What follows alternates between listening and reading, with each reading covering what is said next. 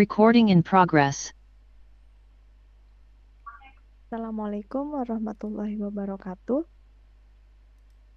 Kami dari kelompok 9, kelas 198AA07 ingin memaparkan hasil proyek kami yang berjudul Penerapan Arsitektur Enterprise menggunakan TOGAF ADM pada UD Maju Bersama. Kelompok kami ini terdiri dari saya sendiri, Nurul Amelia Swandi, dengan NIM 19240163. Lalu ada Anggi Hikmah Putri dengan NIM 19232549. Lalu ada Ilham Rashid dengan NIM 19240807. Dan yang terakhir itu ada Muhammad Fikri Salman dengan NIM 19242433.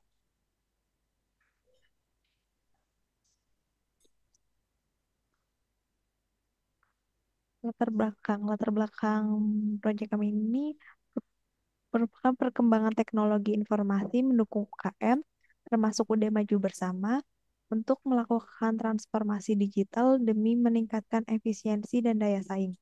Perusahaan ini menghadapi tantangan integrasi antara proses bisnis, TI, dan strategi jangka panjang. Framework TOGAF dengan metode ADM menawarkan pendekatan sistematis untuk merancang arsitektur enterprise yang menyelaraskan bisnis dan teknologi. Penelitian ini bertujuan untuk merancang arsitektur enterprise pada UD Maju Bersama guna meningkatkan efektivitas proses bisnis serta integrasi TI yang berkelanjutan dan strategis.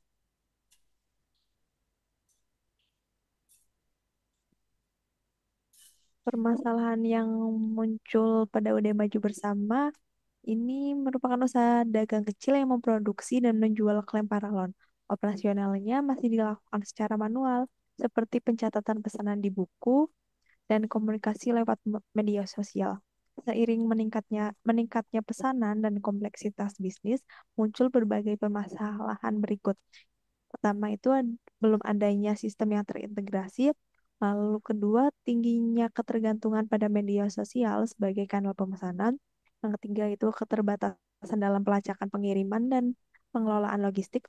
Yang keempat, kurangnya informasi real time bagi pemilik usaha. Dan yang terakhir, ada kesulitan dalam pengelolaan data dan laporan keuangan.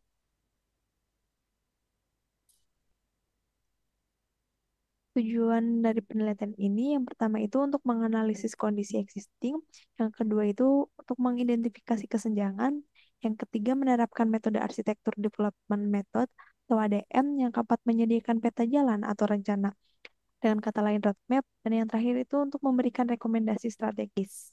Next. Selanjutnya ada teori singkat mengenai pertama itu arsitektur enterprise. Arsitektur enterprise sendiri merupakan suatu pendekatan terstruktur untuk menggambarkan dan merancang struktur serta operasi sebuah organisasi, termasuk proses bisnis, informasi, aplikasi, dan infrastruktur teknologi yang digunakan untuk mencapai tujuan strategisnya. Selanjutnya ada teori singkat mengenai TOGAF atau di Open Group Architecture Framework. Itu adalah kerangka kerja arsitektur enterprise yang dikembangkan oleh The Open Group dan digunakan secara luas di berbagai organisasi untuk menyusun, merancang, serta mengimplementasikan dan mengelola arsitektur enterprise. Next. Selanjutnya ada hasil dan pembahasan.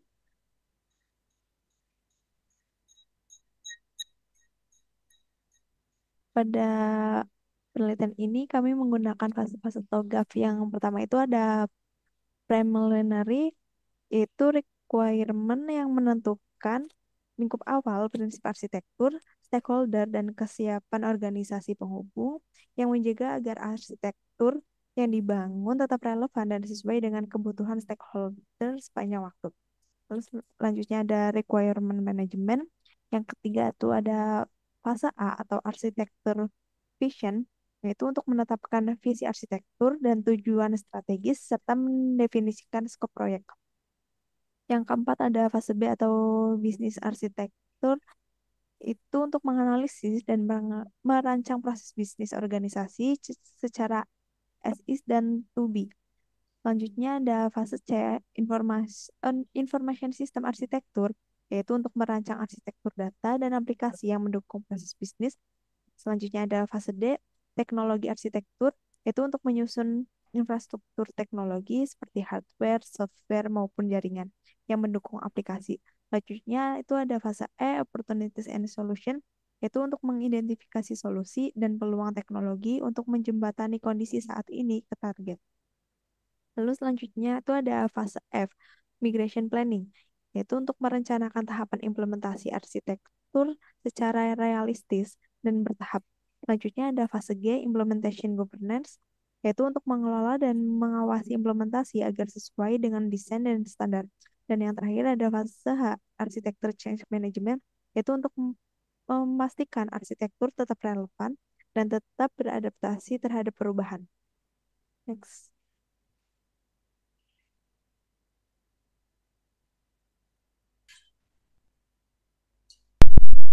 Sekarang di fase preliminary phase.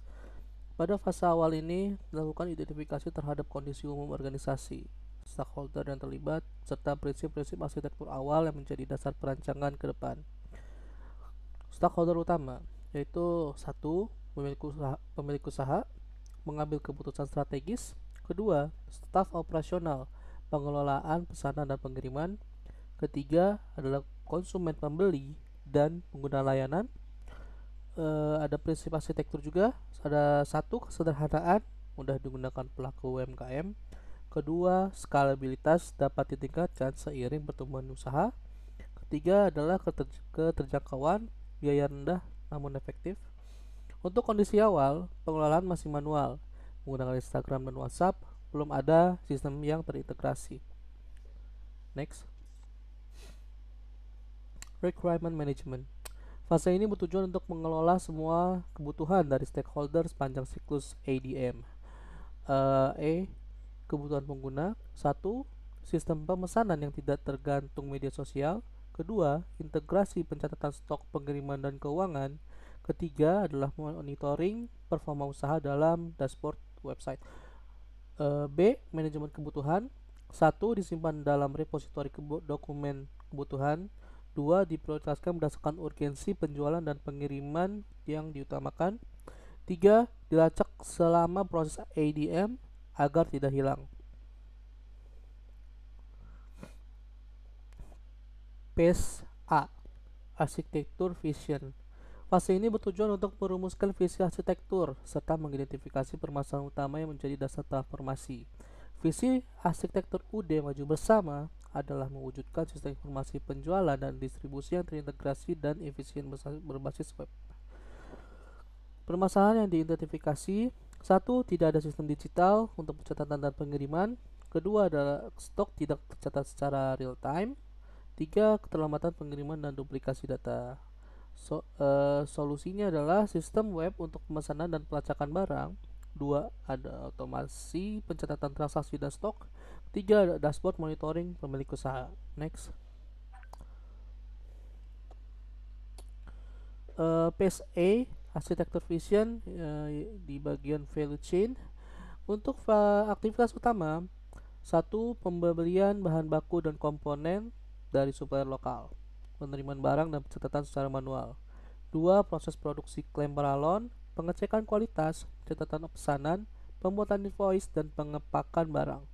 Tiga, pengiriman barang ke pelanggan menggunakan kurir internal tanpa sistem tracking yang terintegrasi. Empat, promosi dilakukan melalui Instagram, WhatsApp, dan relasi personal. Lima, penanganan keluhan pelanggan, retur barang cacat, dan komunikasi langsung tanpa sistem pendukung. Untuk aktivitas pendukungnya yaitu satu, struktur usaha sederhana, pencatatan keuangan dilakukan manual dengan Excel atau buku kas, belum ada sistem atau manajemen yang terintegrasi dengan baik. Dua, pembagian tugas dilakukan secara informal, belum ada sistem absensi atau pengelolaan karyawan digital. Ketiga, teknologi terbatas pada penggunaan media sosial, Excel, dan perangkat komunikasi sederhana seperti WhatsApp atau Telegram.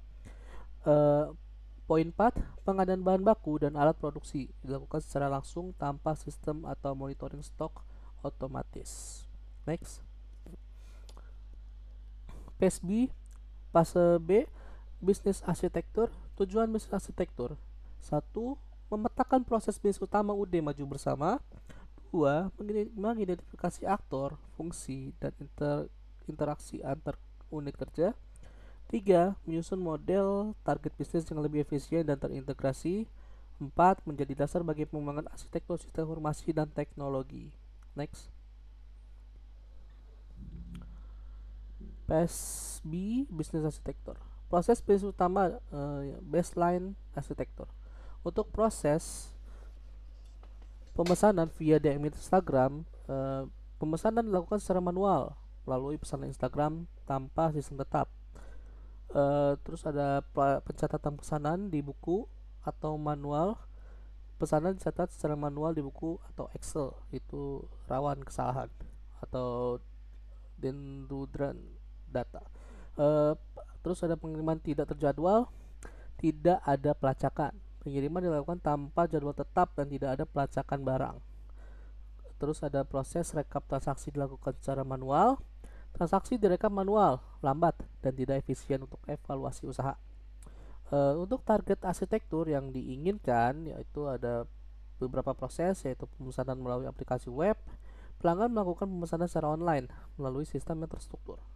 Pencatatan otomatis dan real time. Setiap pesanan langsung tercatat di sistem secara otomatis dan akurat. Untuk proses selanjutnya pengiriman terjadwal. Jadwal pengiriman dibuat otomatis dan pelanggan dapat memantau status barang yang terkirim. Terus ada monitoring melalui dashboard. Pemilik usaha dapat melihat beberapa detail data seperti transaksi dan stok secara langsung melalui dashboard. Next.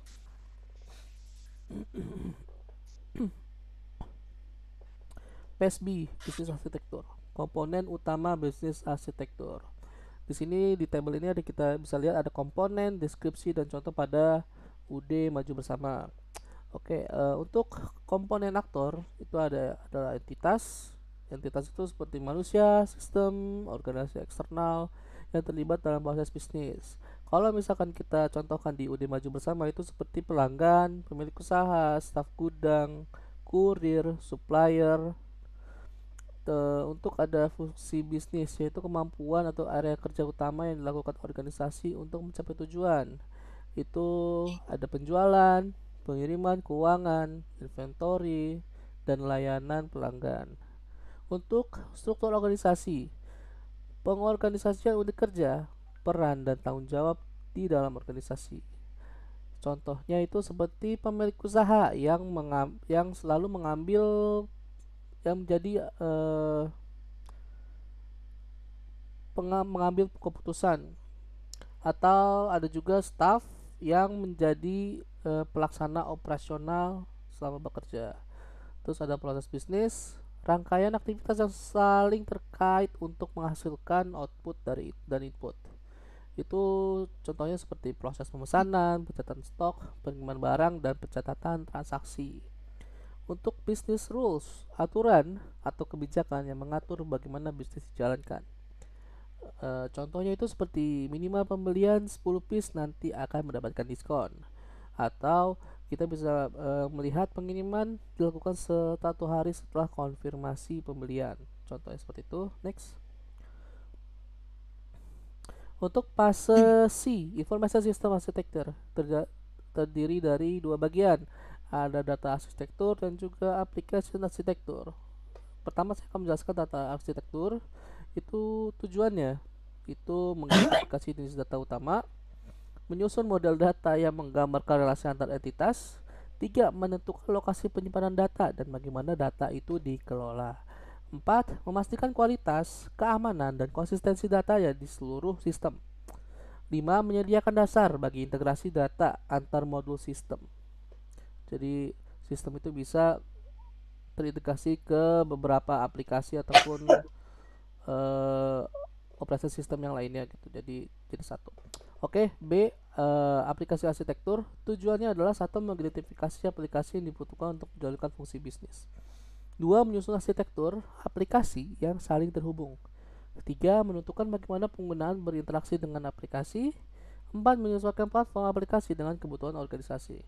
5. Menjamin skalabilitas, keterjangkauan, dan kemudahan pemeliharaan aplikasi. Next. Baik, ini dilanjutkan oleh Saudara Agi.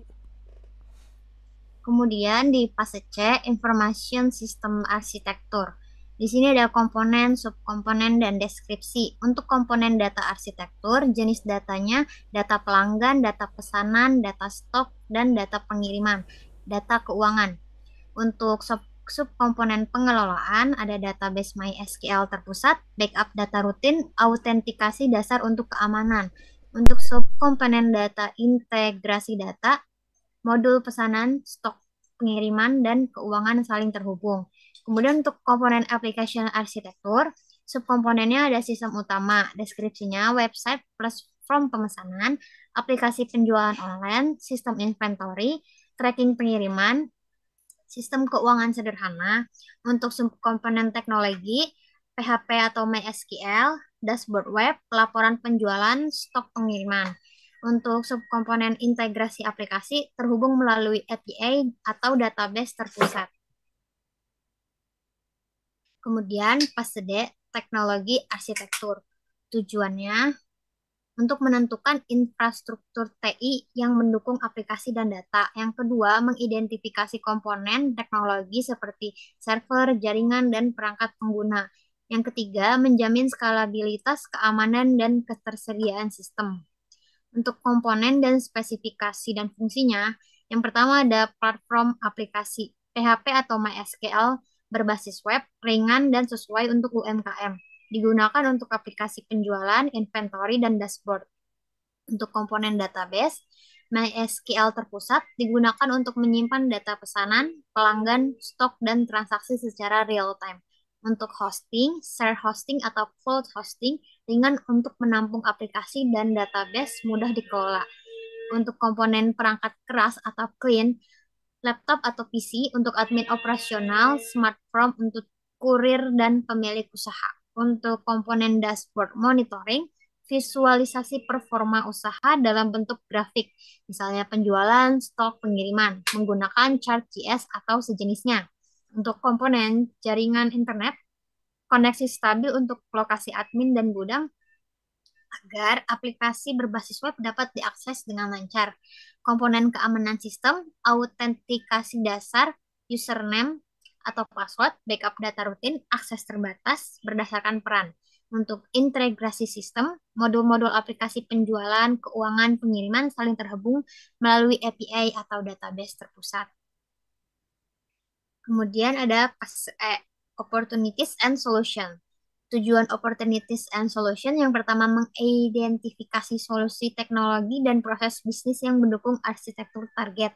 Yang kedua, menyusun pelaksanaan proyek berdasarkan peluang yang ditemukan.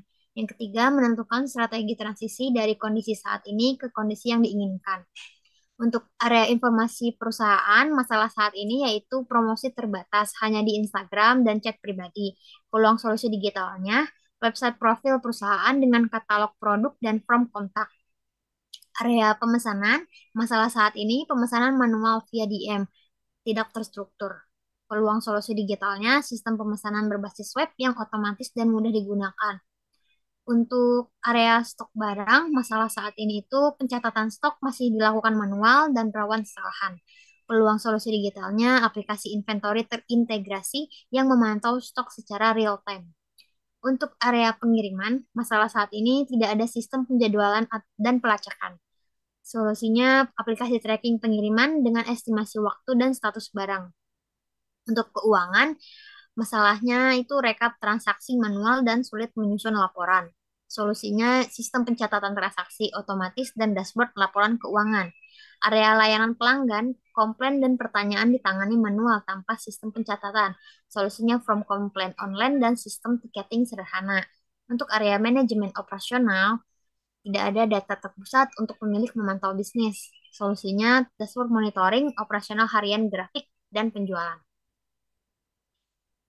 Kemudian untuk di fase ini ada solusi dan deskripsi. Solusi yang untuk website profil menampilkan informasi perusahaan, produk, dan kontak serta form pemesanan. Aplikasi penjualan online digunakan pelanggan untuk memesan barang, cek ketersediaan, dan negosiasi. Untuk aplikasi inventory, mencatat dan memantau stok masuk atau keluar secara otomatis dan real time. Aplikasi tracking pengiriman menampilkan status pengiriman barang dan identitas kurir secara online. Aplikasi keuangan sederhana, pencatatan transaksi, laporan, dan penggajian karyawan secara otomatis. Untuk dashboard, visualisasi performa penjualan, stok, dan pengiriman untuk pemilik usaha. Untuk sistem komplain online, form digital untuk pelanggan menyampaikan keluhan dan ditangani lebih cepat. Yang kemudian ada fase F, migration planning. Fase ini bertujuan untuk merumuskan strategi dan rencana implementasi yang realistis dan dapat dijalankan untuk mentransisikan sistem lama menuju sistem arsitektur target. Fokus utama adalah menyusun roadmap implementasi yang diselaraskan dengan prioritas bisnis, kemampuan organisasi, dan ketersediaan sumber daya. Tujuannya yang pertama, menyusun transition arsitektur dari sistem lama ke sistem baru. Yang kedua, menyusun implementasi roadmap yang terstruktur. Yang ketiga, mengelompokkan proyek-proyek menjadi program kerja yang bisa diimplementasikan. Untuk strategi migrasinya, strategi task implementation. Migrasi dilakukan secara bertahap per modul, pemesanan, jadwal, kemudian laporan. Untuk strategi pilot project, implementasi awal dilakukan di satu wilayah atau cabang untuk evaluasi awal. Untuk parallel running, sistem lama dan baru dijalankan bersamaan untuk memastikan transisi lancar. Untuk strategi training and adaptation, pelatihan petugas dan pelanggan untuk adaptasi sistem baru. Kemudian ada transition arsitektur. Itu ada 5 tahap. Tahap pertama itu pembuatan website, profile, dan form pemesanan sederhana. Outputnya, website aktif, pelanggan bisa akses informasi dan pesan online. Tahap kedua, implementasi sistem pencatatan pesanan dan inventory. Outputnya, sistem pemesanan dan inventory dasar berjalan. Tahap ketiga, pengembangan aplikasi tracking pengiriman dan dashboard pemantauan. Outputnya, kurir dan pelanggan bisa pantau status pengiriman. Pemilik bisa monitoring. Tahap keempat, integrasi sistem keuangan dan rekap otomatis. Outputnya, sistem pencatatan transaksi dan laporan otomatis tersedia. Untuk tahap terakhir, optimalisasi dan evaluasi sistem secara keseluruhan. Outputnya, sistem stabil, siap dikembangkan lebih lanjut. Untuk implementation roadmap, itu butuh waktu 9 bulan. Bulan pertama dan kedua, pembuatan dan peluncuran website profile dan form pemesanan. Outputnya website pemesanan online aktif. Untuk bulan ketiga dan keempat, implementasi sistem pemesanan dan inventory. Outputnya sistem pencatatan pesanan dan stok terintegrasi. Bulan kelima dan keenam, pengembangan sistem tracking pengiriman dan dashboard monitoring. Outputnya dashboard operasional dan tracking pengiriman. Bulan ke-7 sampai ke-8, integrasi modul keuangan sederhana. Outputnya modul laporan keuangan otomatis. Dan bulan terakhir, evaluasi akhir dan pelatihan pengguna. Outputnya panduan penggunaan sistem dan dokumentasi pelatihan. Kemudian ada kesimpulan. Ada 4 kesimpulan. Yang pertama, pemanfaatan TOGAF sebagai framework. TOGAF digunakan sebagai panduan perancangan arsitektur enterprise yang sistematis dan terstruktur, dimulai dari analisis kondisi existing hingga perencanaan migrasi sistem. Yang kedua, identifikasi permasalahan bisnis. Ditemukan berbagai kendala dalam proses bisnis UD Maju Bersama, seperti pemesanan manual, pencatatan tidak real time, dan ketiadaan sistem pelacakan pengiriman. Kemudian, perancangan solusi digital. Dirancang solusi berupa sistem pemesanan online, aplikasi inventory dan tracking, serta dashboard monitoring untuk mendukung efisiensi dan integrasi proses bisnis. Kemudian yang terakhir, strategi implementasi bertahap. Migrasi sistem dilakukan secara bertahap agar sesuai dengan kemampuan teknologi dan SDM UMKM, sekaligus meminimalkan gangguan operasional. Kemudian yang selanjutnya akan dilanjutkan oleh Nurul. Lalu ini adalah bukti riset yang sudah kami lakukan di UD Maju Bersama. Demikian pemaparan proyek kami. Mohon maaf apabila terdapat kesalahan dalam penyampaian. Terima kasih. Wassalamualaikum warahmatullahi wabarakatuh. Warahmatullahi wabarakatuh. Recording stopped.